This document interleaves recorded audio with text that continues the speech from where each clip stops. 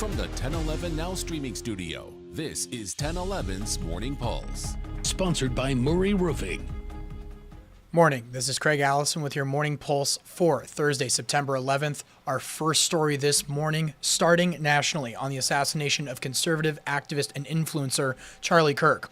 Despite two previous suspects being captured, authorities are still searching for the person who shot the 31-year-old in front of a crowd of thousands during one of his campus debates at Utah Valley University, those other two having previously been released.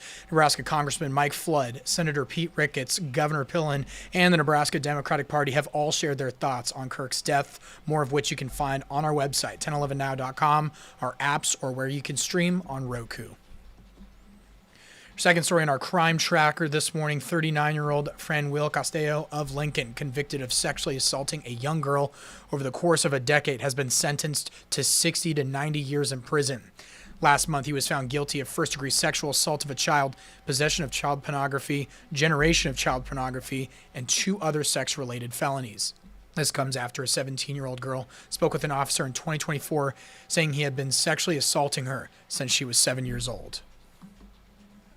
Your third story this morning, an update on the water main repair that's caused a lot of problems this week. We're, of course, talking about 48th Street. LTU says between Normal Boulevard and Antelope Creek Road will be down to one lane once again. This has been common this summer while crews work on the Normal Boulevard project. 48th Street lane closure is due to the city pouring the concrete needed to repair the section of the road. LTU says this will happen next Friday, with the lane expected to open this Friday, actually, with the lane expected to open by the end of next week.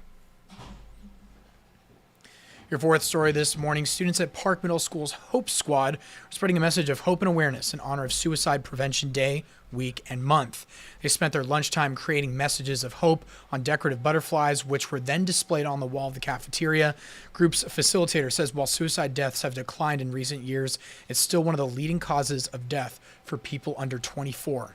Hope Squads across LPS work to connect students with trusted adults and resources to promote suicide prevention.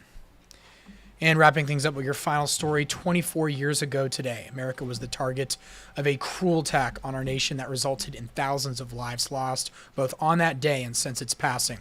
The city of Lincoln will be holding a ceremony to remember the victims of the September 11th attacks. That's happening at 10 o'clock at the Veterans Memorial Garden in Antelope Park.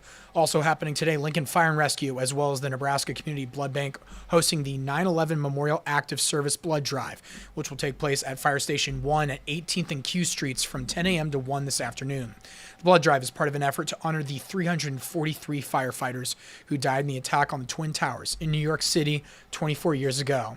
That is your Morning Pulse for this Thursday morning. We'll wrap things up with a look at your 7-day forecast. Those summer temperatures still keeping with us.